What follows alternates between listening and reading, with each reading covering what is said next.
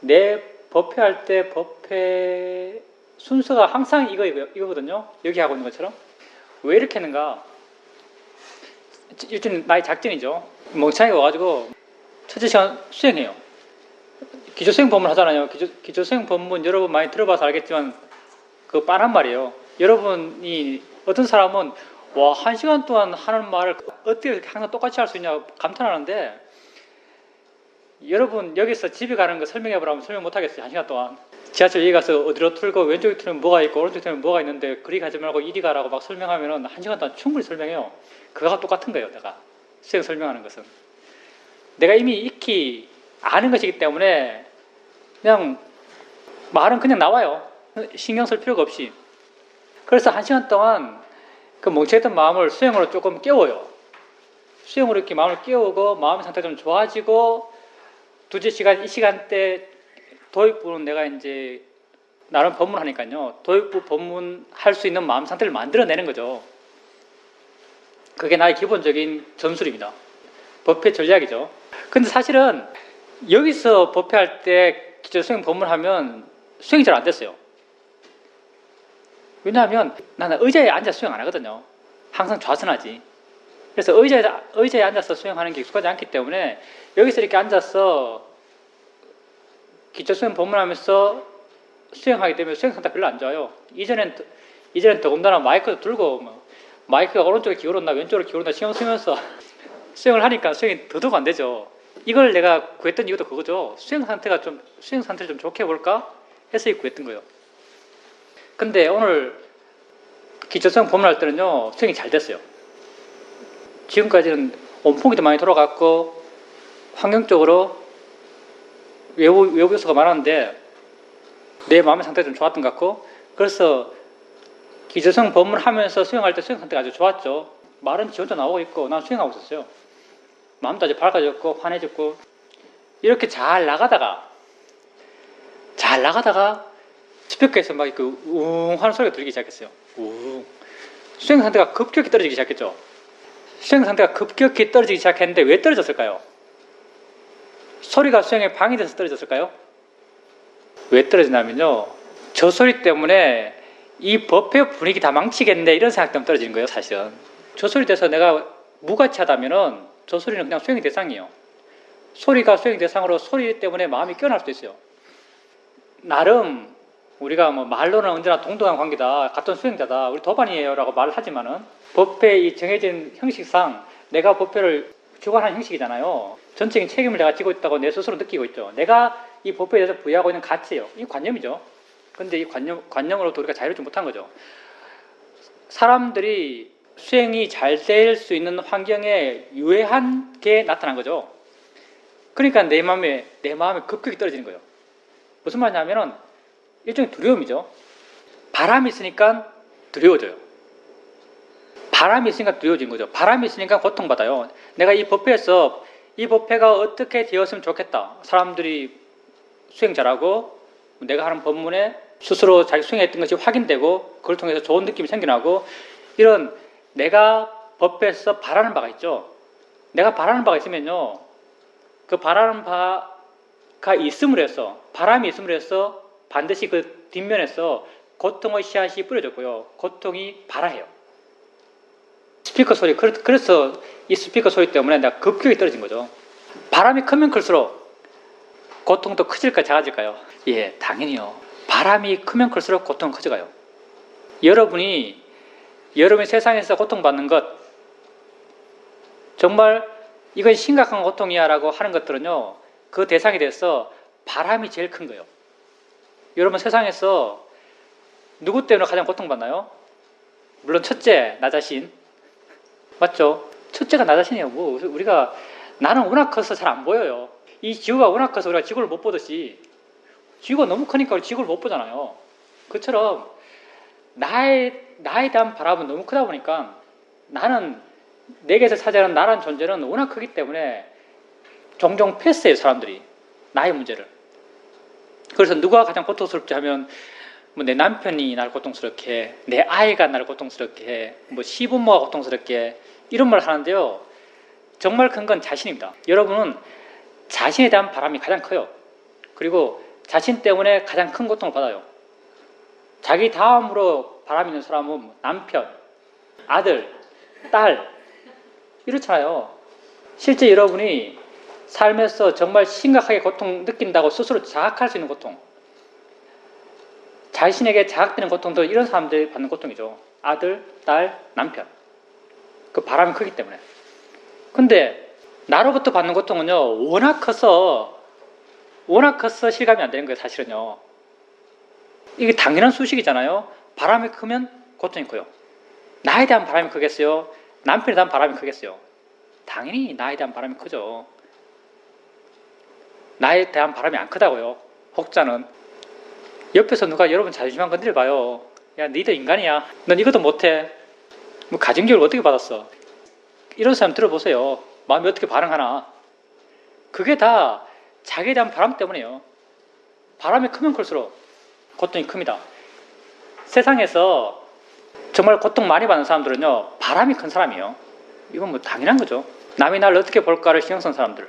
옛날에 내가 한번 산에 혼자 살고 있는 도반을 찾아간 적이 있어요. 스님이죠, 당연히. 찾아가서 같이 놀았는데 저녁이 됐죠. 저녁이 되니까 둘이 할 게 아무것도 없어요. 뭐 TV도 안 나오지, 인터넷도 안 되지, 아무것도 없는 거예요. 그래서 우리가 할 게 없이 멍청하게 있다가 그 스님이 야, 좋은 거 있다 하면서 꺼냈어요. 태블릿 PC를 꺼낸 거지. 거기에 유튜브에서 뭐 엄청 많이 다운받았어요. 자기도 할 게 없으니까 맨날 그거 보고 노는 모양이에요. 그래서 우리 노래 틀어놓고 멍청하게 노래 듣고 있었어요. 알리가 나와서 알리가. 나 그때 알리 처음 알았어요. 와, 노래 잘하더라고요. 그래서 와, 노래 잘한다. 감동했죠. 그때 그 스님이 뭐라고 하냐면, 야, 쟤 봐라. 쟤는 무대에서 두려움이 전혀 없다. 이런 말 하는 거예요. 무대에서 두려움이 전혀 없다. 순간 반발할 수 있는 근거는 없는데 뭔가 마음에 걸려요. 아닌 것 같아. 왜 그럴까? 라고 생각해 봤어요. 생각해 보니까 내 결론이요. 내가 이렇게 말했죠. 그 스님한테. 제가 무대에서 두려움이 없을 리가 없다. 왜냐하면 내보다 나이 적죠. 제가 무대 올라갈 때 어떤 마음으로 올라가겠느냐. 올라가서 관객들이 자기 노래를 듣고 감동하길 바라면서 올라간다.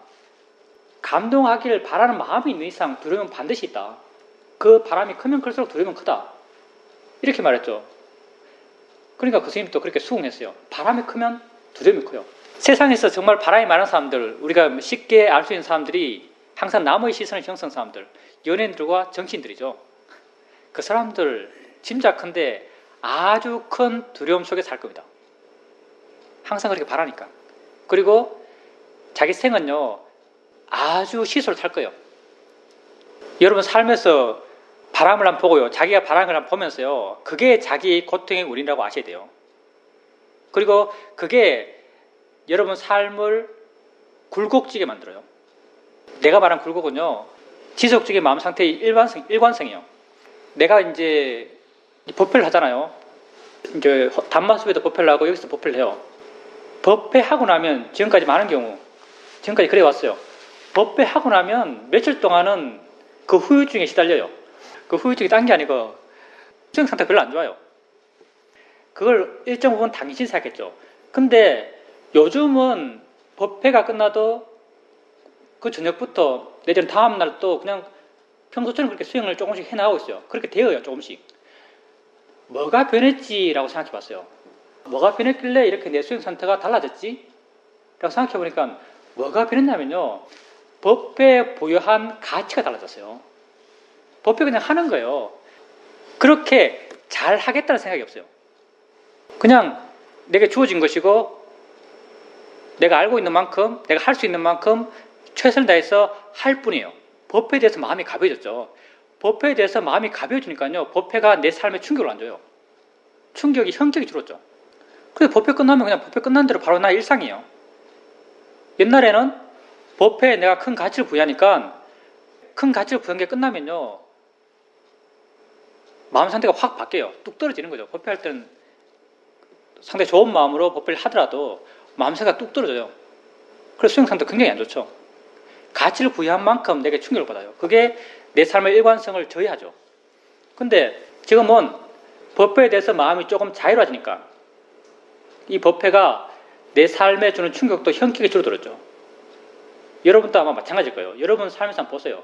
여러분 삶에서 이게 의미 있다, 이게 가치 있다, 이게 정말 중요한 일이다 라고 여러분이 마음이 정한 그 일이요, 끝나고 난 뒤에 그게 여러분 마음을 형격히 떨어뜨릴 겁니다. 여러분 삶을 굉장히 이렇게 드라마틱하게 만들 거예요.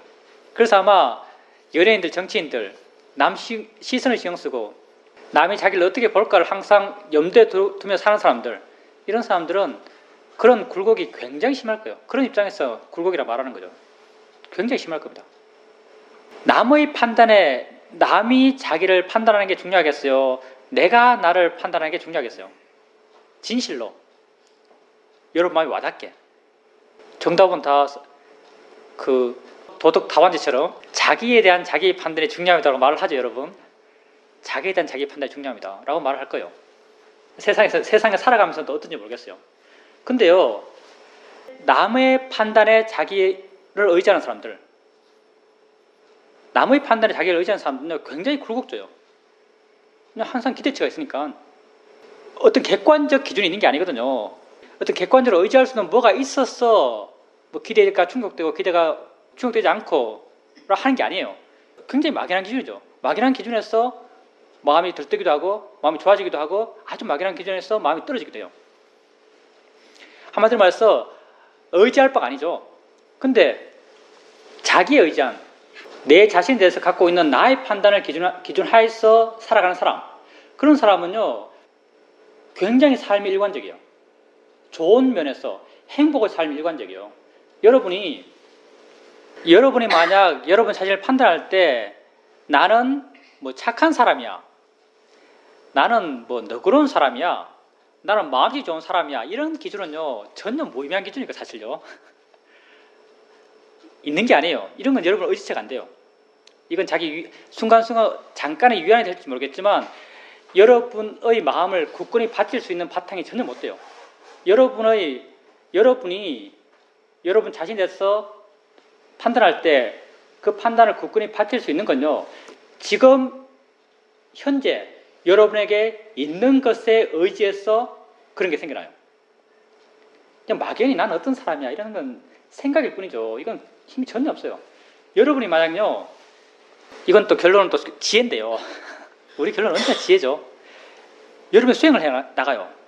수행을 해 나가면서 여러분 자신에게 일어나는 걸 알아가요. 자연의 지다, 대상이다, 바른견을 일으켜주면서 자신에게 일어나는 걸 알아가는 거죠. 이렇게 일어나는 걸 알아가다 보면요,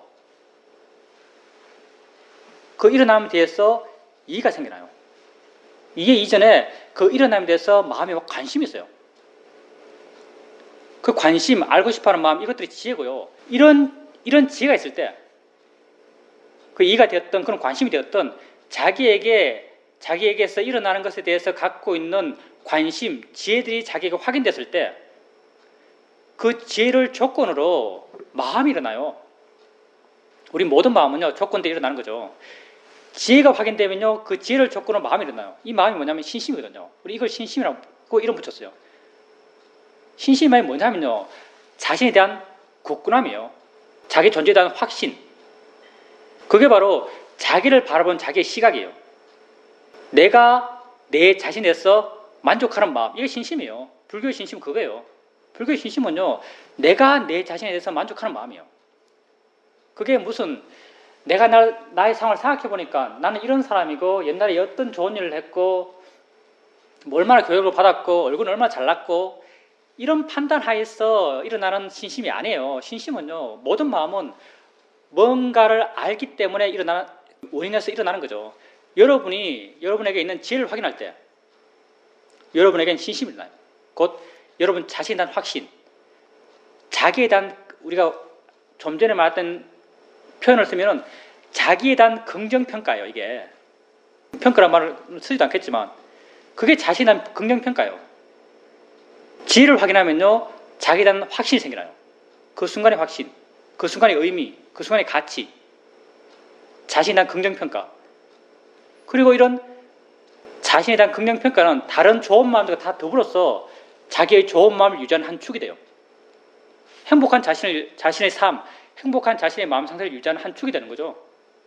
그리고 이런 것은 순수하게 자기에게 있는 것에 의지해서 자기에게 일어나는 것으로 이루어진 그런 삶의 행복감이기 때문에요. 등락이 별로 없어요.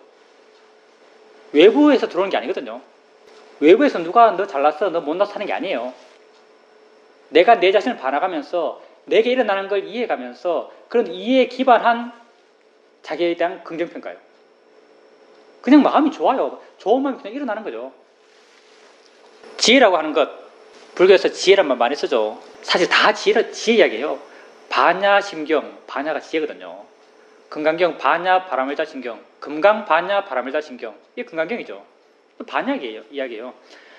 반야, 지혜, 뭐 통찰지 이렇게 말하니까 지혜가 굉장히 여러분에게서 멀리 있는 것처럼 느껴지죠. 우리가 지혜 명상을 해요. 지혜 명상을 하지만 여러분이 얼핏 느끼기에, 특히 수행 처음 하는 분들 얼핏 느끼기에 내가 이 수행 열심히 해서 1년 지나서 상당한 시간 수행해서 나중에 그런 반야, 그런 지혜를 체험하겠지.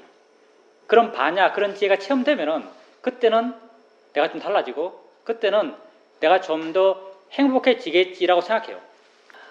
그건 전혀 틀린 생각이죠.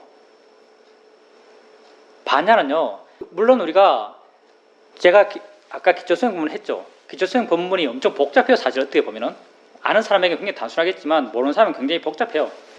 그 복잡한 길을 꼭 가서 지혜의 길에 도달하는가 라고 생각해 보면 그렇게 생각한다면 굉장히 멀어 보여요.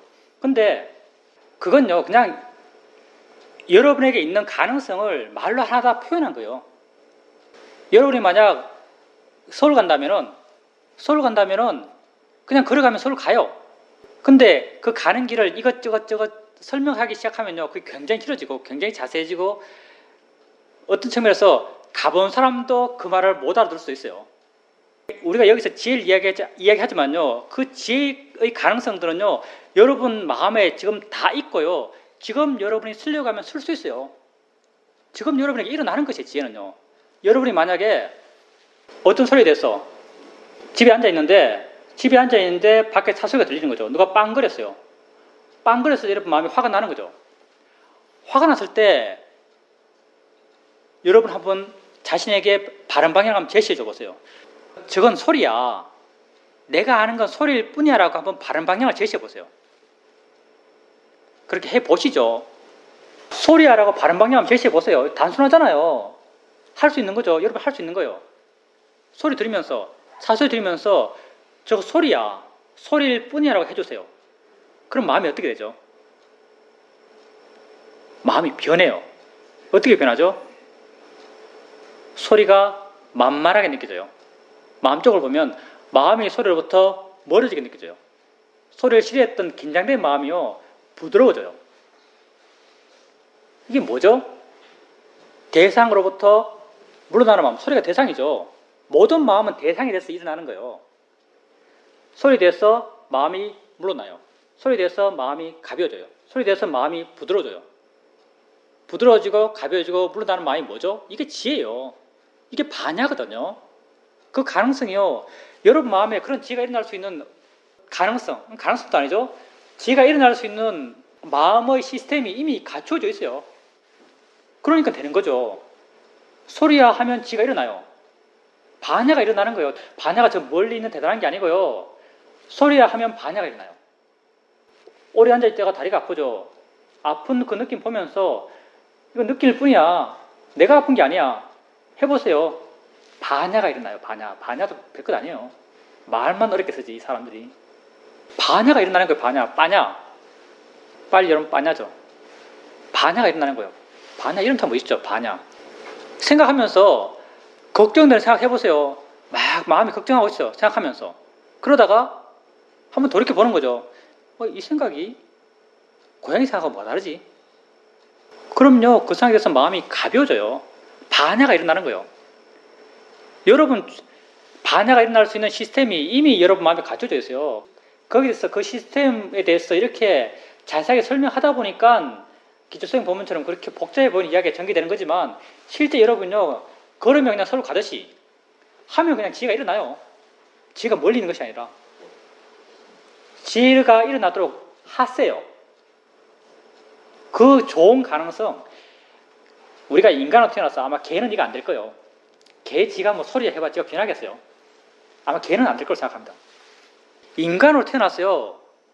인간이 갖고 있는 가장 심오하고 인간이 존엄할 수 있는 가장 가치 있는 원인이요. 바로 지혜예요, 지혜. 우리에겐 지혜의 가능성이 이미 갖춰져 있어요. 이걸 이론적으로 설명하려니까 아비담마 같은 놀라운 책이 나온 거죠. 아비담마는 아마도 서울 걸어가면 네가 차 타고 갈 때 아스팔트가 있는데 아스팔트 성분 이거야라고 설명하는 게 아마 아비담마일 거예요. 차 타고 가면은 야, 그 차 엔진이 이렇게 움직여 라고까지 설명하는 게 아비담마예요. 그냥 근데 걸어가면 서울 도달할 수 있는 가능성이 아니고 걸어가면 다 서울 도착해요. 그것처럼 여러분 바르게만 여러분 마음의 방향을 제시해주면요, 지혜는 다 일어나는 거예요. 원래 일어나게 되어 있으니까. 이게 뭐 멀리 있는 게 아니에요. 여러분 다 반야의 어떤 가능성들, 반야가 일어날 수 있는 여러분 마음의 원인들이 이미 다 갖춰져 있어요. 어쩌면 이런 측면에서 우리 모두 부처다라는 말이 나오는지도 모르겠어요. 이미 갖춰져 있어요. 소리야라고 하면 벌써 반야가 일어나요. 느낌일 뿐이야라고 하면 반야가 일어나는 거죠. 생각일 뿐이야라고 하면 반야가 일어나요. 이런 가능성을 쓰세요. 이런 가능성이 여러분을 본질적으로 행복하게 해줄 수 있습니다. 불교에서는 물론 고통받지 않는다는 말을 더 선호하지만요, 우리는 이 측면보다 행복해집니다 하면 더 마음이 와닿으니까 이게 여러분을 행복하게 해줍니다. 그 방법을 아주 정교하게 하나하나 꼬집어서 말해주는 게 우리 수행이죠. 수행법이죠. 수행해 보십시오. 나뿐이에요. 다 내게 들어온 정보들 뿐입니다. 정보들. 그 정보들은 보면요, 6가지밖에 없어요. 앞에 누가 보이고 있으면요, 보이고 있는 그 사람이나 옆에 있는 나무나 똑같아요. 보이고 있는 걸로는. 보여지고 들려지고 느껴지는 걸 조합해서 마음이 모든 세상 이야기를 만들어요. 진실한 자신이 어떤 존재인지 한번 알아보십시오. 그리고 여러분이 그렇게 반야를 써나갈 때, 말이 좋죠. 반야를 써나간다. 여러분 삶에서 이렇게 반야를 써나갈 때 여러분은 그런 일어난 반야를 확인하면서 지혜를 대상으로, 지혜가 알아지니까요. 지혜가 뭐 딴 세상에 있는 게 아니고요. 대상으로부터 물러나는 마음작용, 이게 지혜예요. 대상이 보이면 보는 작용이 보는 마음이잖아요. 대상이 보이면 보는 마음이 보는 작용이에요. 그처럼 대상이 있을 때 대상으로부터 물러나는 마음, 이게 지혜예요. 물러나는 마음 작용, 이게 지혜죠. 이 물러나는 마음 작용을 뭐 다르게 표현해서 다른 측면에서 가벼워진다, 밝아진다, 자유로워진다 표현하는 건데 근본적으로 다 같은 거예요. 물러나는 마음 작용, 이게 지혜예요. 여러분이 수행에 나가다가 소리 칠 때 소리일 뿐이야라고 바른 방향 제시해주면 마음이 물러나요. 물러나는 게 또 내게 알아지거든요. 지혜가 내게 대상이 되는 거예요. 소리가 대상이 되었듯이 지혜가 내게 대상이 돼요.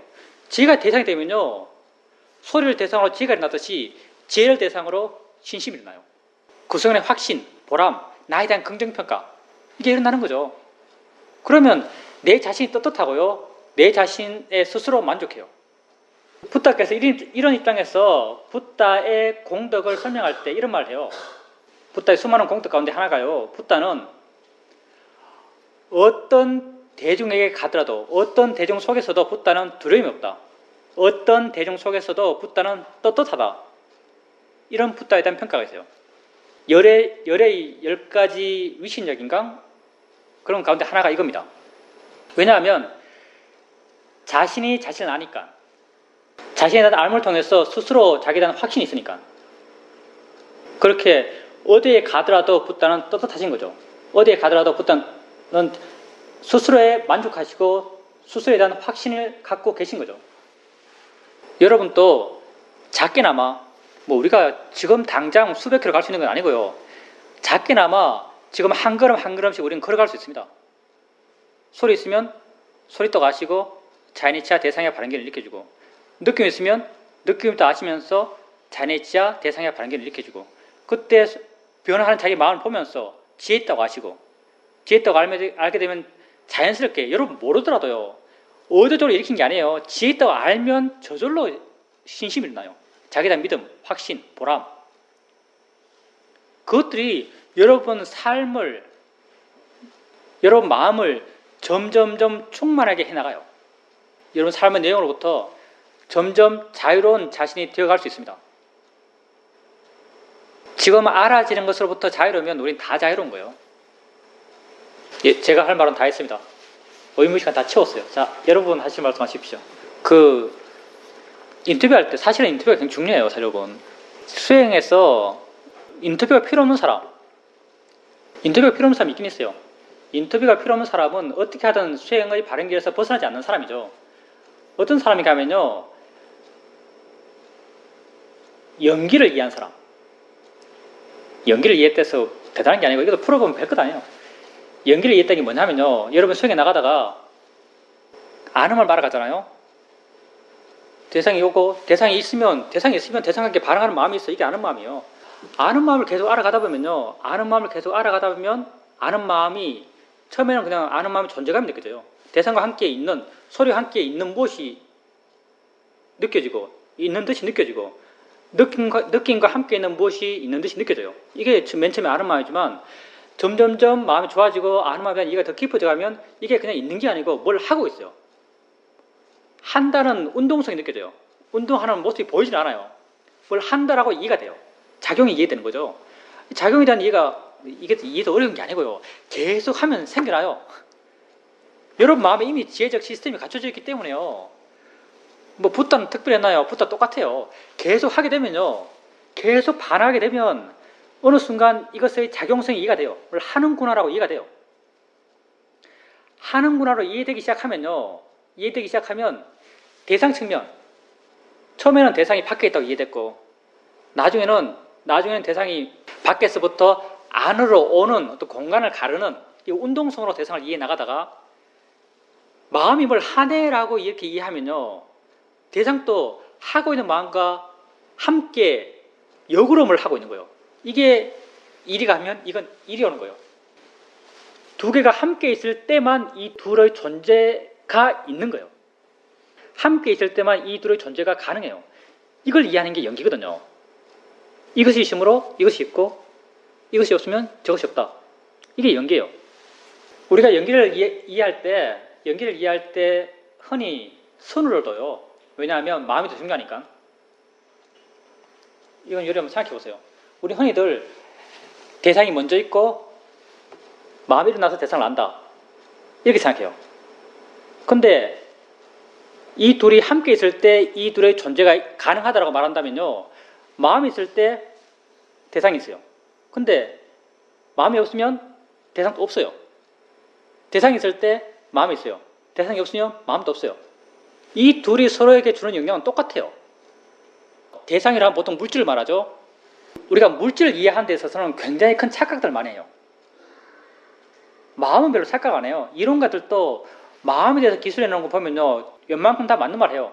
수행해서 깨달은 사람이 아니더라도 웬만큼 맞는 말을 하죠. 왜냐하면 마음에 대해서는 사전 지식이 하나도 없으니까. 자기가 옛날 사람들이 써놓은 경전들, 주석서들, 청경도의 설명들을 그대로 받아들이는 거예요. 그래서 받아들인 그 테두리 내에서 말을 하기 때문에 별로 틀린 말을 안 해요. 근데 물질에 대해서는요, 굉장히 틀린 말을 해요, 사람들이.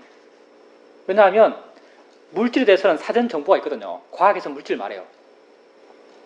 말도 똑같이 쓰죠, 물질. 영어도 똑같이 써요. 근데 빨열은 루빠죠, 루빠. 아마 루빠가 빨리에 대해서 거의 문명인데요. 이 루빠란 말이 빨리에서 말하는 다른 세상의 물질하고는 다르게 쓰이지 않을까 생각해요. 과학에서 물질은 어디에 존재하는 것, 원자, 분자처럼 있는 것, 이걸 가르면 안에 뭐가 있는 것을 물질로 생각해요, 과학은. 이런 개념에 영향받아서 불교학자들이 불교에서 말하는 물질도 이렇게 반응하거든요. 불교에서 말하는 물질도 이렇게 반응해요. 그래서 물질에 대한 이야기는요, 굉장히 많이 틀려요. 우리도 여러분도 수행에 나가면 물질을 어떻게 이해하냐면 물질은 알지 않아도 밖에 있는 것처럼 생각해요. 내가 알지 않을 때도 물질은 있다고 생각해요. 근데 이런 물질은 불교에서 없어요. 불교의 물질은 이게 아니에요. 불교의 물질은 내가 알았을 때만 존재해요. 근데 현대 과학에서 이런 이야기 한다는 거 아세요, 혹시? 양자물리학에서요. 물론 나는 과학과 불교를 믹스하는 걸 굉장히 싫어하는 사람인데 양자물리학에서는 아주 희한하게도 우리가 한 말을 그대로 하더라고요. 물질이라는 것은 알지 않았을 때는 파동으로 존재하고 파장인지 파동인지 알지 않았을 때는 파동으로 존재하고 알았을 때 뭉쳐서 물질이 된다. 뭉친다는 말은 내 표현이에요. 과학적으로 정교하지 않습니다. 알았을 때 뭉쳐서 물질이 된다라고 양자물리학에서 말해요. 이 대단하지 않나요? 뭐가 대단하죠? 불교가 대단해요? 과학이 대단해요? 예, 과학이 대단하죠, 사실은요. 이거 어떻게 따라왔지, 이까지. 근데 이건 우리가 2500년 전에 말한 거예요. 불교에서. 불교에서 물질은 2500년 전에 물질을 이렇게 봤어요. 알지 않았을 때 물질이 없어요. 그러면 이 둘 중에 뭐가 중요하죠? 똑같아요, 가치가. 우리 물질, 불교에서 말하는 물질, 여러분 말 안 하니까 물질 한번 봅시다, 우리. 한번 재미있게 물질을 관찰해 봅시다. 물질이 뭔가? 여기 소금이 있어요. 소금 있죠? 여기 소금 알갱이가 있어요. 소금이 염화나트륨이에요. NaCl인가? 불교에서는 소금을 갖고 물질이 안 그래요. 불교 물질 보죠. 28가지 물질 아비다에서 말해요. 거기 찾아봐요. 소금 있나? 소금 없어요. 불교의 물질은 맛이 물질이거든요. 맛이 물질이에요. 불교의 물질은 맛이죠. 소금에 맛이 있나요? 예, 소금에 짠맛이 있나요? 물질이 뭔지 잘 모르면 막 헷갈리기 시작하죠. 소금에 짠맛이 있는 것 같아요. 소금 염화나트륨 맞죠? NaCl 맞죠? 고등학교 때 화학을 공부를 엄청 못했어요. NaCl이죠. NaCl은 동일한 물질이에요. 이건 이것밖에 없어요. NaCl과 짠맛이 같은 건가요? 아니에요. 소금에는 짠맛이 없어요. 소금에는 맛이 없어요. 맛이 언제 생기죠? 예, 혀에 닿았을 때. 혀에 딱 닿으면요, 짠맛이 확 일어나요. 확 일어나는 게 이게 법이에요. 조건되니까 생겨나는 거예요. 법은요, 조건되면 생겨나는 거예요. 맛은요, 내가 소금에 접혔을 때, 소금을 알아줬을 때, 알면 원인에서 맛이란 게 생겨났어요. 맛이란 게. 물질은요, 생겨나는 거예요. 마음과 더불어서. 어디 있는 게 아니에요. 물질은 마음과 더불어 생겨나는 거예요. 정말 신기하지 않나요? 물질도요. 마음이 알았을 때 물질이 있는 것이고요. 마음이 알지 않았을 때 물질이 없는 거, 이게 연기예요. 여러분들이 아는 마음에 대한 이해가 점점 깊어져 가잖아요. 아는 마음에 대한 이해가 깊어지면 아는 마음을 작용적 측면에 이해해 나가요. 현재의 작용이죠. 작용 측면에 이해해 나가면 물질도요. 처음에는 밖에 있다고 알았다가, 처음에는 내 감각기관으로 오고 있는 무엇을 알았다가, 나중에는 아는 마음이 있었을 때 아는 마음과 함께 있는 물질을 이해해 나가요. 아는 마음과 함께 있는 물질을 이해할 때 바로 연기를 이해하는 거예요. 이건 연기예요, 바로. 마음과 함께 있는 물질. 하다 보면은 마음 또한 물질과 함께 있는 마음을 이해해요. 대상과 함께 있는 마음을 이해해요. 마음도 대상에 제약받아요. 대상도 마음에 제약받고요. 이 둘은 함께 묶여 일어나는 거예요. 이게 연기예요.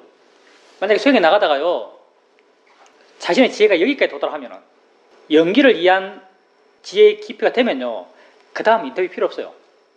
그 다음부터는 자기가 수행을 혼자 아무리 하더라도요, 수행의 길이 어긋날 가능성이 거의 없어요. 왜냐하면 레벨이 스승하고 같아졌거든요.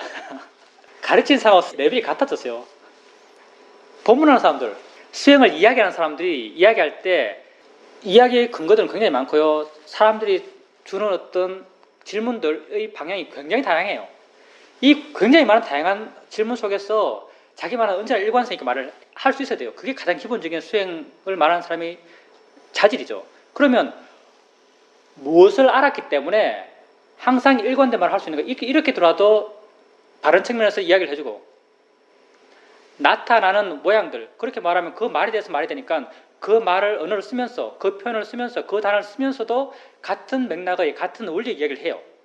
다른 이야기 해도 같은 원리 이야기를 하고, 어떤 자극이 들어와도 같은 원리 이야기해요. 그러면 그 수행을 말하는 사람은 도대체 뭐를 깨달아서 그렇게 할 수 있는가? 바로 연기를 깨달아서 그래요. 깨달을 때보다는, 깨달음하면 우리 너무 거창하게 생각하니까, 수행해서 연기에 대한 이해가 본질적으로 자기 마음에 생겼기 때문에 그렇게 될 수 있는 거예요. 뭐가 들어와도 같은 원리에서 이야기해요. 같은 원리가 딴 게 아니고 연기적 원리거든요. 그러니까 수행자가 수행에 나가다가 대상과 마음이 함께 일어나 연기된 이해가 생기면요, 자기 혼자 수행해도 수행의 바른 길에서 어긋날 수가 없어요. 왜냐하면 수행 이야기하는 사람이랑 그 수행자의 수준이 같아졌기 때문에. 어떤 측면에서 물을 것도 별로 없어요. 스스로 자기가 자기 갈 길 알아요. 근데 그 이전까지는요, 충분히 수행적 오류에 빠질 수 있으니까 자기 수행을 드러내고 점검받고 함께 이야기하는 게 아주 중요합니다. 특히 시오민 수행. 시오민 수행은 말을 엄청 많이 해요. 이게 수행 말하는 사람의 입장에서는요, 굉장히 피곤한 수행이에요. 굉장히 말을 많이 해줘야 돼요. 굉장히 말을 많이 해줘야 되는데 여러분이 안 물으면 좀 뭐가 안 맞잖아요, 이게. 이제 거사님께서 말한 지혜, 거사님께서 지혜가 나기 위해서는 노력도 있어야 되고 사마디도 있어야 되고 사티도 있어야 되고 이렇게 다른 마음의 조건이 있을 때 지혜의 마음이 일어나서 뭐 부산구말을 이해한다. 거사님이 말씀하신 지혜는요, 우리가 좀 특수하게 통찰지라고 부르는 지혜예요. 문사수 3에서는 수예요. 수에는 그렇게 생겨요. 수에는 내가 일으킬 수가 없어요. 수에는 마음의 조건이 완전해졌을 때, 마음 조건이 완전해졌을 때 그 조건 하에서 생겨나는 게 수예요. 다른 지혜와 다르게 통찰지라고 부르는 거죠. 우리가 수행을 통해서 하고자 하는 지혜죠. 근데 우선 마음의 조건이 맞다 했을 때, 우리가 기초 수행법을 할 때 수행의 바른 길 가운데 하나가 내가 주로 들어가는 길이라고 말했어요. 그렇게 말한 이유가 뭐냐면요, 마음의 조건이 맞을 때는 나다라는 게 없어요. 내가 제로예요. 점점 내가 주로 들어가서 내가 제로일 때 지가 생겨요. 마음의 조건이 완전히 맞으면 내가 제로가 돼요. 그렇기 때문에 내가 노력할 수 없는 거죠. 노력은 내가 하는 것이니까. 노력해서 하는 수행은요, 절대 통찰지가 안 생겨요. 근데 이제 거사님께서 말씀하신 지혜는 통찰지고요. 꼭 통찰지가 아니더라도 다른 지혜도 있어요. 문해와 사이죠. 문해와 사이는 우리가 의도적으로 쓰려면 쓸 수 있어요. 설령 사띠니 노력이니 고유함이니 이런 게 없더라도요, 문해와 사이는 일으킬 수 있어요. 그럼 지혜가 뭔가? 거사님께서 문해를 자연의 이치다라는 문해라고 하셨잖아요. 자연의 이치다 문해인데 지혜는 마음이죠. 마음. 지혜는 마음이잖아요. 마음은 어떤 고정체가 아니고요, 마음은 운동성이에요. 뭘 하는 게 마음이에요.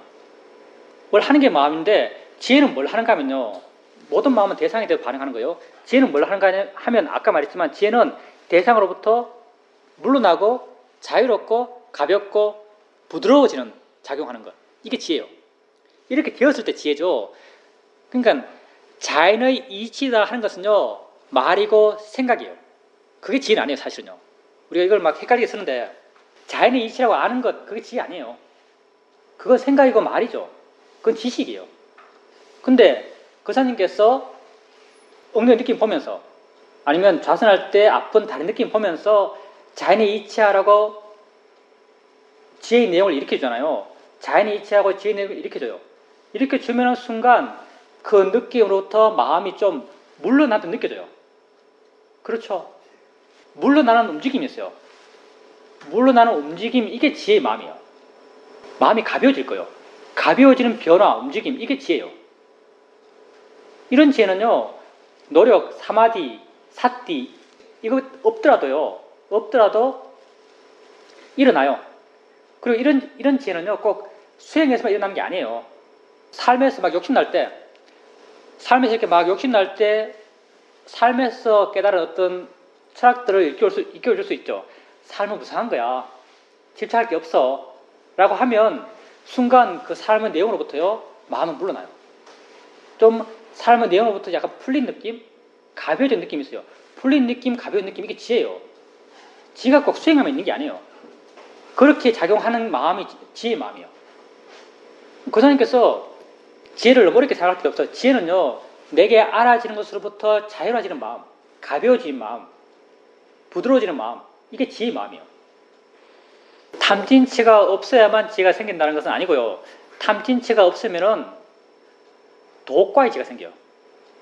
도와 과의지는요, 도와 과의지는 그런 조건을 갖고 있어요.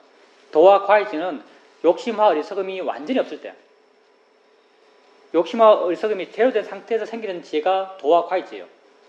욕심과 어리석음이 제로인 이 지혜는 이것도 지혜죠. 욕심 없음, 화 없음, 얼성 없음이 마음의 상태가 될 수 있는 건요.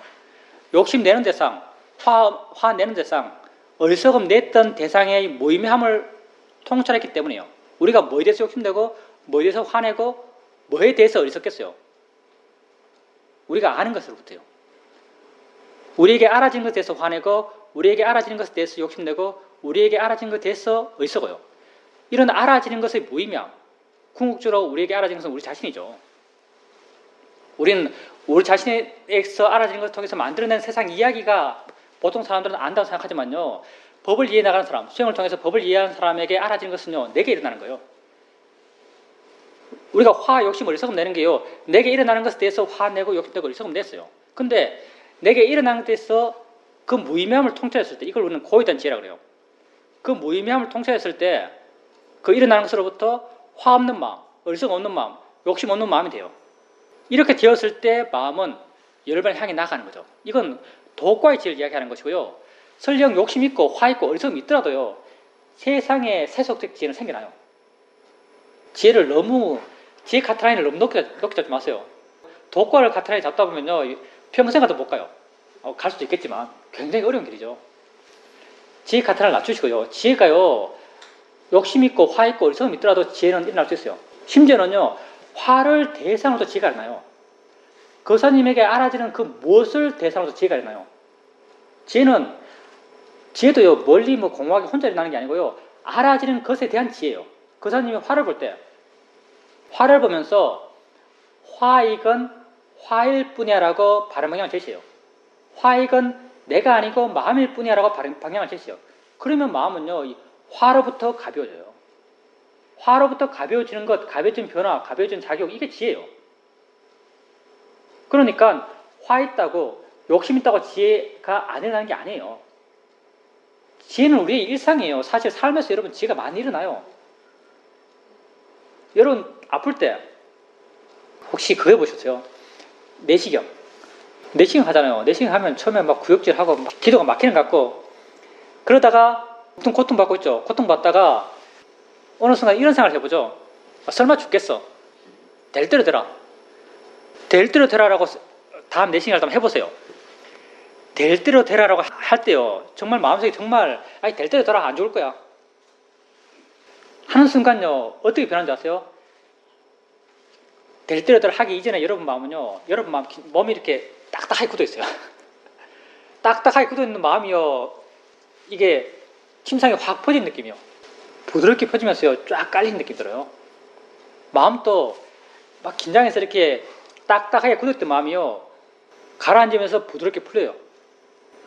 이게 지혜, 이렇게 변하는 게 지혜예요.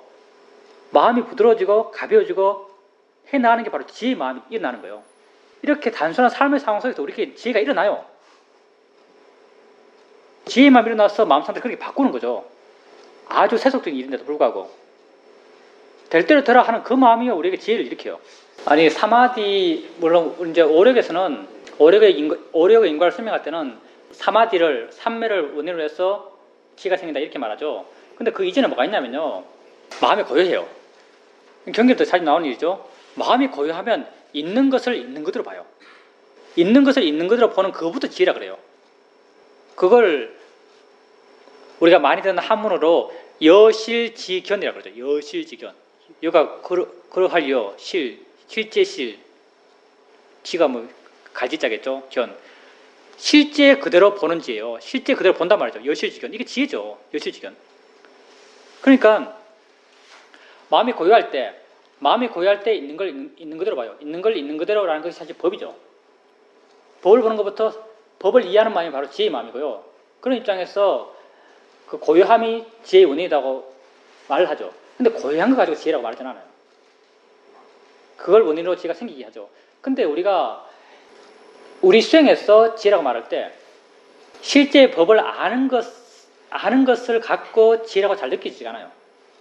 우리가 이제 실제 있는 것을 계속 반항하다 보면 실제 하는 것, 아는 작용들 그런 일어남에 대해서 마음에 궁금함이 생기고 관심이 생기고 알고 싶어하는 마음의 에너지가 일어나요. 그걸 보면서 우린 지혜라고 쉽게 알 수 있어요. 여러분이 수행해 나가면서 내 자신에게 지혜 있다고 확인하는 맨 처음 경험은 이거예요. 여러분에게 알아진 것에 대한 관심들, 궁금함들, 알고 싶어하는 마음들. 그러니까 고요함 그 자체가 지혜는 아니에요. 근데 마음이 고요해야만 지혜가 생겨나요. 우선 두 번째 질문부터 말한다면 당연히 섞여 돌아가요. 우리가 수행을 이야기하다 보니까 지혜의 점차를 이야기하죠. 무슨 물질 정신 이해하는 것, 연기 이해하는 것, 일어남 사라짐 이해하는 것, 무슨 고통, 무상고 무아 이해하는 것, 형성된 것으로부터 평온한 지혜, 이렇게 순서를 정하지만요, 모든 게 뒤죽박죽이에요. 사실은요. 마음이 아주 복잡한 조건 속에서 지가 지혜를 해나가는데요, 그걸 마음이 해나가는 걸 잘라서 여기까지는 뭐고 여기까지는 뭐고 여기까지는 뭐고라고 잘라서 말할 수가 없어요. 아는 마음을 이해하면요, 아는 마음을 이해하면 여러분 이해하지 못하겠지만 마음은 이미 대상에 대해서 이해를 하고 있어요. 그 순간. 그리고 이 둘이 함께 일어나면 또 그 순간 이미 이해하고 있어요. 그 이해가 여러분에게 확인되지 않을 뿐이에요. 여기서 내가 말하는 연기에 대한 이해라고 했을 때는요, 자기가 자기 스스로에게 물었을 때 내가 이 둘의 함께 일어남을 이해하고 있나라고 물었을 때요, 워낙 그 지혜가 강해졌어. 자기에게 이렇게 이 둘이 함께 일어남에 대해서 내가 이해하고 있나라고 물었을 때 이해하고 있다라는 내적 수긍이 생겨나는 사람, 아는 마음을 알아가는 사람도 처음에는 이게 아는 마음인지 뭔지 애매하게 헷갈리다가 나중에 이 힘이 강해지면요, 자기 스스로에게 내가 아는 마음을 이해하고 있나라고 물으면요, 아, 난 이해하고 있지라고 그러한 스스로 확인되는 내적 동의의 느낌, 확인의 느낌이 생겨나요. 연기도 마찬가지예요. 수행해 나가면서 실제는 법을 봐 나가고 있으면요, 연기에 대한 이해는 그 순간 이미 생겨나고 있어요.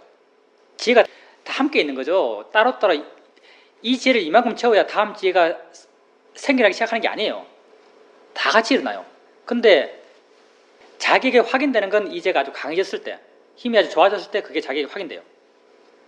확인되는 건요, 스스로에게 물어보세요. 우리가 그 지혜에 익숙하지 않을 때는, 지혜가 뭔지 모를 때는 자기에게 지혜가 있는지 없는지 잘 모르죠. 지혜 있어도 있는 줄 몰라요. 근데 여러분이 수행에 나가게 되면요, 점점점 지혜에 예민해져요. 나중에는 수행적 관심이 딴 게 아니고요, 수행적 관심이 지혜가 수행적 관심이요. 지혜 있나 없나가 수행적 관심이죠.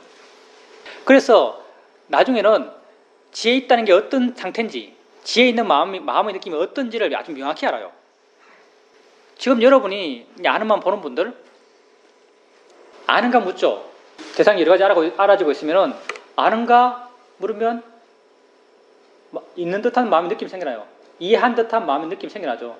여러분이 아는가라고 물었을 때 알아지는 게 있어요. 아는가라고 물었을 때 알아지는 게요, 우리가 뭘 안다면요, 사실 그 다 느낌이에요. 느낌 통해 다 모든 걸 다 알거든요. 우리가 마음을 아는 것도요, 마음과 마음이 부딪혀서 느낌을 만들어내기 때문에 이 마음을 아는 거예요. 아는가 물었을 때 여러분이 뭘 알면서 안다라고 확인해요. 뭔가 알아지는 게 있잖아요. 이 알아지는 게 뭘까요? 아는 마음이 만들어낸 느낌일까요? 아니면 지혜가 만들어낸 느낌일까요? 마음이 지혜를 알아서 만들어낸 느낌일까요? 마음이 아는 마음을 알아서 만들어낸 느낌일까요? 예, 사실은 이게 지혜예요. 지혜가 만들어낸 느낌이에요, 사실은. 여러분이 아는 마음을 이해한 듯한 느낌을 확인하는 거예요, 사실. 아는 마음을 이해한 느낌을 확인하는 거예요. 그럼 보살님께서 아는 마음에 대해서 이해가 있나 하면 이해했다고 알잖아요. 대상에 대한 이해가 있나 하면 이해가 없어요. 그 이해 있다, 이해 없다를 뭘로 구분하겠어요? 이게 마음의 느낌을 아는 거죠. 어떤 마음의 느낌일까요? 그 느낌이 바로 지혜의 느낌이죠. 그게 지혜 있고 지혜 없고의 느낌이에요. 보살님이 내게 대상에 대한 이해가 있나라고 물었을 때 생기는 마음의 느낌, 그게 지혜 없는 느낌이에요. 보살님이 내가 아는 마음에 대한 이해가 있나라고 하면 느낌이 있어요. 수긍의 느낌이 있는 거죠. 인정하는 느낌이 있어요. 이게 지혜의 느낌이에요. 아는 마음에 대한 이해가 깊어지면 저절로 생겨나요. 우리는 대상을 안 봐요. 대상은 우리 수행 대상이 아니에요. 대상의 작용성, 아는 마음과 함께 작용하는 대상. 글쎄요, 어떻게 왕도가 있나요? 만약 방법을 제시한다면은 그 지혜란 게요, 우리 사회도 표현으로, 우리 사회도는 지혜가 나는 걸 어떻게 표현하냐면요, 100도가 되면 물이 끓는다. 사회도의 묘사예요. 100도가 되면 물이 끓는다. 80도에는 물이 끓지 않는다. 이런 말을 하거든요. 똑같은 거죠. 아는 마음에 대한 이해가 계속 깊어져 가요. 근데 이게 아는 마음에 대한 이해가요, 이해를 하더라도 그냥 한 달씩 쭉 계속 깊어지는 게 아니에요. 지금 현재 상태에서 이가 올라가기도 하고 내려가기도 하고 올라가기도 하고 내려가기도 해요. 근데 올라가기도 하고 내려가기도 하는 이 변화의 어떤 그런 변동폭이요. 100도 밑에 있어요. 100도 밑에. 이 인계치 밑에서 이렇게 움직이고 있는 거죠. 이게 인계치를 올라가야만 어떤 이해가 생길 수 있어요. 만약 보살님 말한 그 대상이라는 이해, 대상의 작용성이라는 이해. 인계치를 올라갔을 때 이게 이해가 생길 텐데 인계치에 도달하지 못하기 때문에 이 밑에서 아는 마음이 된 이해가 여기서 왔다 갔다 하고 있는 거죠. 근데 이게 계속 수행하면 올라갈 건데요. 만약 이게 올라가지 않는다면은 비유하면 이런 거예요. 올라가지 않는다면은 어디에서 문제가 있을 걸로 생각되냐면요. 지속성, 연결성, 이어지게 해나가는 것. 그럼 어느 수준에서는 하겠죠. 그냥 물은 보통 따뜻해요. 따뜻한데 끓지는 않아요. 지속적으로 해나가는 것이 중요한 것 같아요. 상황적으로 설명한다면 아마도 보살님께서 미얀마 가서 3명 가서 2달 동안 수행만 생각하고 살면 이해가 생길 거예요. 그리고 보살님께서 이제 좌선하실 때 우선 집중된다는 표현은 쓰지 마세요. 우린 집중된다는 말을 안 쓰고요. 그게 우리는 이제 마음이 뭐 깨어있다, 밝다.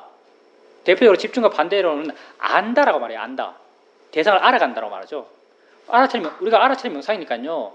집중한다기보다는 안다라는 표현이 더 맞는 표현이에요. 물론 보살님이 같은 안다라는 의미로서 집중이라는 말을 쓰실 건데 집중한다면 우리 마음은요. 관념에 지배를 받아요. 관념에 지배를 받아서요. 계속 그 말을 쓰면요. 그 말이 갖고 있는 의미에 묶여요. 우리가 관념이 얼마나 지배하는지 몰라요. 이런 게 있죠. 우리가 우리 마음 수행에서 어느 정도 소통을 위해서 우리 수행을 약간 구조화시켜서 이야기하죠. 대상이 있고 대상과 함께 반응하는 게 아는 마음이고 아는 마음을 뒤에서 보고 있는 것이 보는 마음이다. 보는 마음에는 사띠, 사마디, 노력이 다 있다. 이렇게 대상, 아는 마음, 보는 마음 이렇게 말을 해요. 구조화시켜서 이렇게 이야기할 때 이렇게 해요. 여러분도 수행에 나가다 보면 막연히 마음의 구조를 이렇게 잡고 수행에 나가요. 이렇게 잡게 돼요. 수행하게 되면. 근데 마음의 위치가 없거든요. 마음은 어디 있는 것이 아니에요. 근데 보는 마음이 있고 아는 마음이 있어요. 이 두 마음 가운데 어떤 마음이 보기 힘들까요? 대상, 아는 마음, 보는 마음이 있어요. 수행 대상으로 어떤 사람은 보는 마음을 대상으로 할 수 있고 어떤 사람은 아는 마음을 대상으로 할 수 있어요. 아는 마음과 보는 마음 가운데 어떤 마음이 더 힘들까요? 수행 대상으로. 예, 보는 마음이 힘들죠. 왜 보는 마음이 힘들까요? 언제나 우리는 왜 이렇지라는 게 우리의 의문이에요. 우리 사회들은 길 가다가도 나무 조각이 향이 떨어져 있으면 저게 왜 저기 있지라고 생각한다잖아요. 왜라고 하는 게 우리의 의문입니다. 왜 보는 마음이 힘들까요? 생각 안 해봤어요? 왜 보는 마음이 힘드냐면요. 보는 마음이 뒤에 있다고 믿기 때문에. 앞에 있는 건 보기 쉬워요. 앞에 있는 건 보기 쉽잖아요. 눈에 보이니까. 여기 있는 건 잘 못 봐요. 이거 똑같아요. 이거 보려면요. 막 애를 써야 되고 조력을 어떻게 해야 되고 애써 하는 노력이 필요해요. 보는 마음을 보려고 그러면요. 뒤에 있잖아요. 몸도 막 젖혀져 뒤로 이렇게. 마음을 막 당기려고 그래요. 자기가 의도적으로 마음을 막 당기려고 그래요. 이런 애씀이 왜 났겠어요? 보는 마음은 뒤에 있다는 믿음 때문이에요. 보는 마음은 뒤에 있다는 관념이에요. 마음은 어디 있는 게 아니에요. 보는 마음이 뒤에 있다는 관념이요. 수행할 때 내 마음을 지배해요. 지배해서 보는 마음을 더 보기 힘들게 만들어요. 사실 똑같은데 다 마음일 뿐인데. 집중이라는 말도 마찬가지예요. 집중이라는 말이요. 그 말이 갖고 있는 의미가 있어요. 뉘앙스가 있는 거죠. 자꾸 쓰다 보면요. 그 뉘앙스에 내가 묶여요. 집중이라는 말 쓰지 마시고요. 안다라는 말을 쓰세요. 보살님께서 좌선할 때 집중이 잘 된다라고 말한 그 말은 좌선할 때 알아차림이 활발하고 잘 알아갔단 말인가요? 좌선할 때 알아차림이 잘 되고 잘 알아갔어요. 알아가게 되면 이제 한 시간이 금방 가요. 한 시간이 금방 간다는 것은 아마도 수행 잘 될 때 이야기일 거고 근데 보살님이 마음이 들뜬다고 이야기해요. 산만하다 이야기해요.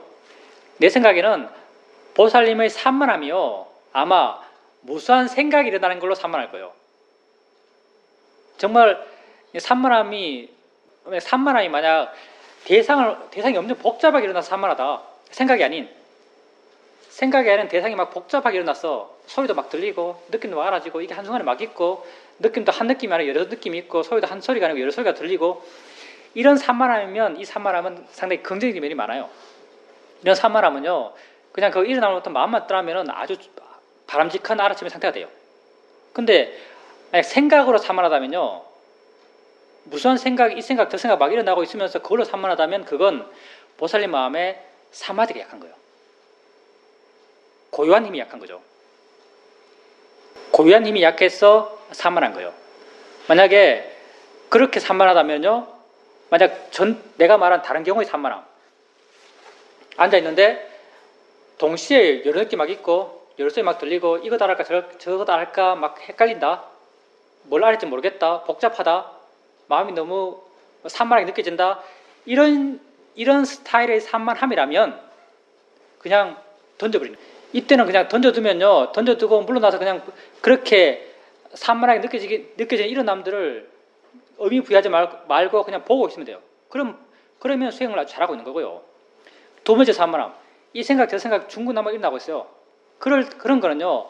마음의 고유한 힘이 약해서 그래요. 그럴 때는 수행 시작할 때 잠깐 사마타 수행을 하세요. 사마타는 위파사나 수행하는데 도움이 돼요. 잘 쓰면은. 수행 시작하기 전에 잠깐 호흡 보세요. 호흡 같은 거 보면서 느끼게 살짝 마음에 좀 힘이 좋아졌다. 마음이 약간이면 돼요. 약간 마음이 무거워졌다고 느껴지면 일반적인 수행을 해나가세요. 그러면 거기에 대한 대처가 좀 될 거예요. 그럼 마음이 약했어. 산만한 것에 대한 대처가 좀 될 거예요. 예, 맞습니다. 단계가 없어요. 어떤 수행하는데 꼭 가면요. 나는 지혜 4단계 지혜에 있다. 이런 말 써요. 나는 11단계 지혜에 있다. 이런 말 써요. 이거 완전히 이상한 말이에요, 사실은. 거기 멈춰있는 마음이 어디 있어요? 거기 멈춰있을 수 있다면 그게 성인이요. 성인이 따로 성인이 아니에요. 왜 수다원이 성인일까요? 예, 다운되지 않으니까. 맞아요. 수다원이 왜 성인인가? 왜 수다원부터 성인으로 치는가? 일정 수준 이하로 안 떨어지기 때문에 수다원이에요. 중생은요. 저 지하까지 내려갈 수 있어요. 아무리 수행을 해서 11단계 지혜 있다 하더라도 아무리 수행을 해서 11단계 지혜가 있고 아무리 연기를 이해하고 뭐 물질 정신을 이해하고 함께 일어남을 이해하고 그래 봐야 안 좋으면요. 저 땅바닥 깊게 들어가요. 그래서 중생이요. 일정 수준 이하로 안 떨어지면 그게 성인이에요. 그래서 수다원부터 성인을 치는 거죠. 그래서 수다원은 아무리 나쁜 마음을 일으켜도 그 마음의 나쁜 정도가요. 지옥에 갈 정도는 아니에요. 그렇기 때문에 수다원이 되면 지옥에 안 가요. 보살님이 일반적인 이제 아르침 상태는 처음에 마음이 안 좋을 때는 하나하나 가겠지만 좀 수행이 본궤도 오르면은 아무것도 하지 않으면서 들어오는 대상을 그냥 볼 거잖아요. 물러나서 지켜보는 게 보살님의 일반적인 아르타임이죠. 이렇게 물러나서 지켜볼 때 아는가 모르면 안다고 이해됐어요. 그러면 그때 보살님께서 뭔가 있는 게 알아지는 대상과 함께 있는 거죠. 그때 보살님 마음이 어디로 갔냐 보세요. 그때 보살님 마음이요.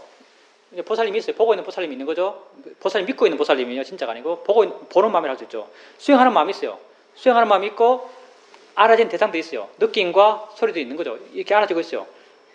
알아지고 있으면 아는가를 묻잖아요. 아는가를 물으면 마음이 아는 게 관심 갖고 마음이 아는 마음으로 가요. 가는 위치가 언제나 대상과 보고 있는 마음의 중간 지점이에요. 그렇지 않나요? 볼 때요. 마음이 가는 지점이요. 언제나 알아지는 대상과 보고 있는 마음의 중간 지점. 물론 지금 관념이 강하기 때문에 중간이라는 말을 만들어내고 간다라고 이렇게 마음을 만들어내는데 아직 그런 관념이 있으니까. 보살님이 그렇다면 그 나눔을 아는 게 맞아요. 그렇게 믿고요. 그렇게 알고요. 계속해 나갔어요. 그리고 아는가 묻고 뭐가 있다고 느껴지고 아는가 묻고 있다고 느껴지고 아는가 묻고 있다고 느껴지면요. 계속 물었어요. 계속. 아까도 말했지만 실자는 법을 보는 것 이상의 우리 수행적 방법이란 없어요. 보살님께서 이제 이렇게 자연스럽게 알아지고 한 번 아는가 묻고 또 한참 지나서 그냥 알았으면 해나가다가 자연스럽게 알아지고 또 한 번 마음나서 한 번 묻고 한 번 확인하고 또 마음나서 한 번 묻고 이게 아니고요. 묻고 확인하고 계속 하세요. 확인된다면. 저는 제가 그렇게 수행해 나갈 때는요. 아침에 눈 뜨고 저녁에 잘 때까지 거의 쉼 없이 3초 내지 5초마다 물었어요. 묻고 확인하고 이렇게 했어요. 저는 얼마나 무식하게 수행인지 아세요? 사회도가 잘 안 가르쳐주니까.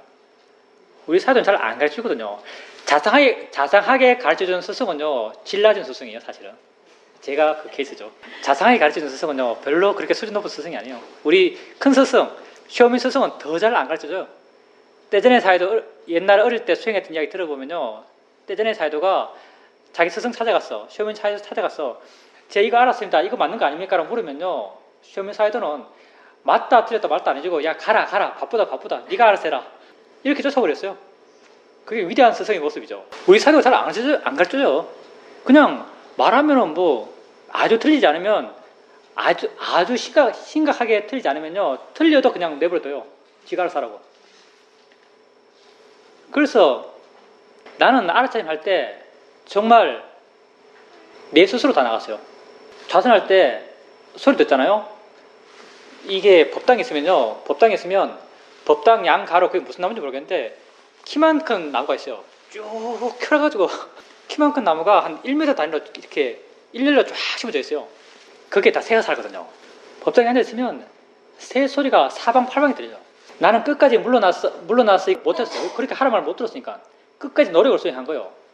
하나 들으면 하나 알고 두두두두둑 하나를 계속 쫓아다니면서 알았어요. 근데 나중에 이게 쫓아다니는 게 거의 오토매틱으로 됐죠. 쫓아다니는 게 오토매틱이 된 거예요. 물러나서 지켜보는 걸 한 게 아니라 안 가르쳤어. 쫓아다니는 게 오토매틱이 됐어요. 그러니까 이 새 소리를 쫓아다녔으니까 얼마나 마음이 빨리 움직였겠어요. 이게 다 노력의 마음이에요. 사실 이게 노력을 키우고 가는 거죠. 엄청 마음이 깨어 있었죠. 그러다가 사회도께서 아는 걸 알면 좋다. 뭐 어떻게 알란 말도 안 하고요. 그렇게 들을 때 아는 걸 알면 더 좋다 이렇게 말하는 거예요. 그래서 그때부터는 어떻게 했냐면 새소리 하나 딱 들리잖아요. 딱 들리면 마음의 느낌이 어떠냐면 와서 딱 부딪히면은 아는 순간 획 뒤집어서 안다는 걸 이해했어요. 딱 아는 순간 뒤집어서 그 하나의 대상을 전체적으로 안다는 게 아니고요. 편안하게 그냥 다 알아지면 안 해. 이게 아니고요. 이게 아니고 하나 딱 들으면 소리 딱 있으면 팍 뒤집어서 안다고 확인하고 들으면 확 돌아갔어요. 이게 얼마나 마음이 바빴겠어요. 소리 하나에 아는 마음, 소리 하나에 아는 마음. 이걸 그 수많은 새소리를 다 그런 식으로 알았어요. 그런 식으로. 그렇게 속도를 막 높여가다가 어느 인계치에 딱 도달하니까 도저히 이걸 따라갈 수가 없는 거예요. 따라갈 수가 없으니까 저절로 놓은 거예요. 사회도가 놓아라. 뭐 알려는 마음을 버려봐라. 어떻게 되는가. 이런 거 안 가르쳐요. 하다 보고 바르게 해나가는 것 같으니까 하다 보고 안 되면 이렇게 되겠지. 이런 자세요. 그러니 그 하나하나를 얼마나 복잡하게 알아갔겠어요. 수행 과정이. 근데 그런 게 내 이해의 힘이 됐던 거죠. 자세히 가르쳐주는 스승이 수준 낮은 스승이란 건요. 다른 측면이 아니고 여러분 스스로 그런 걸 채워갈 수 있는 기회가 일정 부분 박탈되는 부분이 있어요. 근데 그것도 사실은요. 핑계고요. 내가 여러분에게 이야기하는 그 이야기는 나중에 여러분 수행에 나가면요. 자기 이해가 생겨나면 내 이야기는 여러분에게 만족이 안 돼요. 자기 이해가 생겨나기 시작하면. 자기 이해가 중요한 거죠. 자기 이해가 가치 있는 거죠. 내가 말해주는 건 아무것도 아니에요. 내가 사이도한테 내가 지금 이야기하는 모든 걸 다 들었어요. 물론 사이도는요. 이렇게 체계적으로 이야기 안 해요. 이 전체적인 그림이 있으면요. 수행이라는 전체적인 그림이 있어요. 그럼 사이도는 자기 기분에 맞춰서 여기 한 개 덜 던져놓고 야 여기 이런 게 있어. 여기 이런 게 있어. 여기 이런 게 있어. 표현도 어떻게 표현하냐면 자기 이해 수준에서 아주 함축적으로 그냥 말을 하는 거예요. 이런 식의 표현이죠. 세상을 딱 둘러 나누면 그건 대상과 마음일 뿐이야. 이게 사회적 표현이에요. 왜 세상을 둘러 나누면 대상과 마음인지 설명 안 해줘요. 그냥 세상을 둘러 나누면 대상과 마음이야. 여기 한번 던져놓고 여기 던져놓고 이걸 다 모으면 나름 전적인 그림을 거의 다 맞춰줘요. 사이도는. 사이도 이 정도 수준이죠. 사이도 수준이. 아마 시험인 사이들은 이 전적인 그림에서 맨 처음 시작할 수 있는 한 점만 딱 찍어서 야 여기야. 여기서 시작해. 그러면서 다 맞춰가야 되는 자기 수행으로 이걸 다 맞춰가야 되는 큰 사이도였다면 떼자의 사이들은 이 전체의 그림에서 여기 하나 툭 던져놓고 여기 하나 툭 던져놓고 이 그림을 맞춰가는 건 각자가 하게 만들어요. 나는 어떠냐? 나는 이 그림 하나하나 다 설명해줘요. 야, 이 그림 그 옆에는 바로 이거 있어. 이 장면 바로 옆에는 이거야. 이 장면 바로 옆에는 이거야 라고 말해주는 게 내 수준이죠. 그렇게 하나 알고 바로 그 수많은 소리를요. 아는 순간 바로 아는 마음을 확인했고 바로 아는 마음을 확인했고 바로 아는 마음을 확인했고 이렇게 확인해 갔어요. 그렇게 해 나가다가 하다가 안 되니까 포기해버리니까 그게 정상으로 돌아온 거예요. 포기해버리니까 정상에 돌아온 거죠. 여러분에게 내가 말하는 그거죠. 보살님께서 만약에 아는가라고 물었을 때 안다고 확인되면요, 또 물었어요. 확인되는 이상 계속 물었어요. 좀 에너지가 들지만. 아는가 묻고 확인하고, 아는가 묻고 확인하고, 아는가 묻고 확인하고 해 나가다 보면요, 어느 순간, 그것도 인계시에 도달해서요, 마음이 어느 순간 귀찮아서 안 묻기 시작해요. 지가 스스로. 내가 힘들어서 안 묻는 게 아니고요. 마음 지가 귀찮아서 안 묻기 시작해요. 마음도 생명이에요. 필요 없는 거 안 해요. 묻지 않아도 알 수 있는데 왜 물어 하고 바람 비슷하게 해요. 지겨움으로. 그때부터는 안 물어도 돼요. 안 물어도 그 이해가 계속 이어져 나가요. 실제는 법을 반나가는 이상의 우리 수행은 없어요. 그러니까 실제는 법을 반나가는 우리 수행에서는 아는 마음을 반나가는 걸 해나갔어요. 아는 마음이 이해되면 지속적으로 그렇게 아는 마음을 알아가십시오.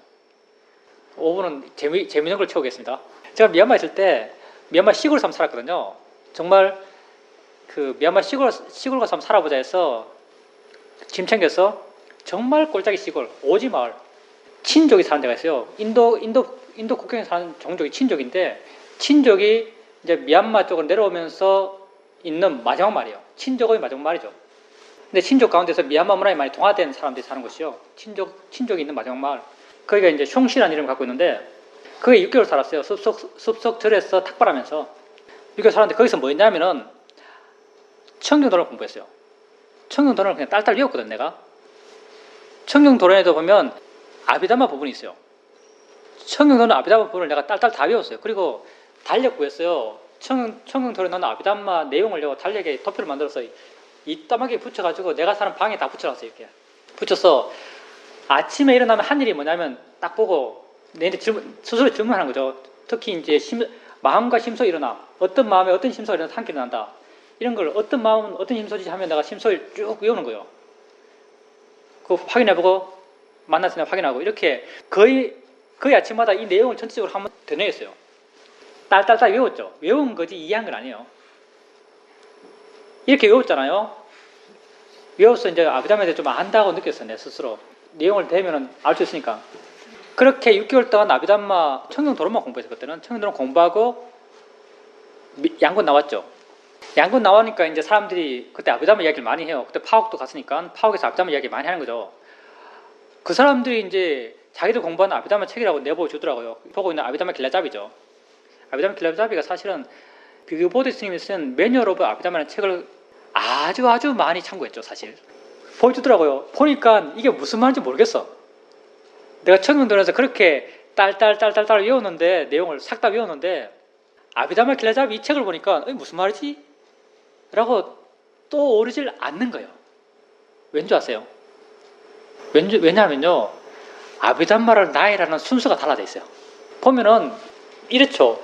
아비담마는 보통 도표처럼 도표가 이렇게 있다면 이 제목을 한 개 제시하고 이 가 연결하는 이쪽에 일어나는 것들 이렇게 나열해 가요. 하나하나 이렇게 나열해 가는 거죠. 그리고 다음 두 번째 이걸 제시하고 이것과 함께 반응하는 이걸 나열해 가고 이렇게 하고 나열해 가고 이걸 해서 나열해 가고 이런 식으로 전개죠. 근데요 청정도론에서 종면과 평면이라면 종면과 평면으로 다루고 있는 주제가 있는 거죠. 근데 아비담마 길라잡이에서는요 이게 거꾸로예요.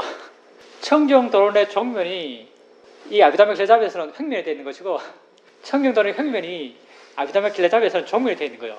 그러니까 완전히 헷갈려 버렸어요. 모르겠어요. 달달달달 외운 것의 한계가 그냥 확 드러난 거죠. 만약 그걸 정말 이해했다면 뭐가 나와도 알 거잖아요. 다 이해했으니까. 근데 달달달 외우다 보니까 이게 도표가 거꾸로 되어 보니까 하나도 모르겠어요. 하나도. 그래서 아비담마에서 정이 뚝 떨어졌어 내가. 물론 지금은 아비담마의 필요성을 전혀 안 느낍니다. 아비담마 필요 없어요 여러분. 아비담마 그렇게 복잡한 이론이지만요 그 이론이 다 모아서 그게 보여주고자 하는 것이 뭔가라고 말하면요 그건 나예요. 나 자신. 나를 갈갈이 찢어서 말로 엄청 어렵게 설명해 놓은 게 아비담마예요. 아비담마 책 보는 게 나를 이해하는 게 빠르겠어요. 지금 이렇게 살고 있는 나를 보는 게 나를 이해하는 게 빠르겠어요? 당연히 지금 살고 있는 이 모습, 보고 있는 나, 느끼고 있는 나, 생각하는 나, 이것 보는 게 훨씬 실제는 나의 가깝게 나를 이해가는 접근이죠.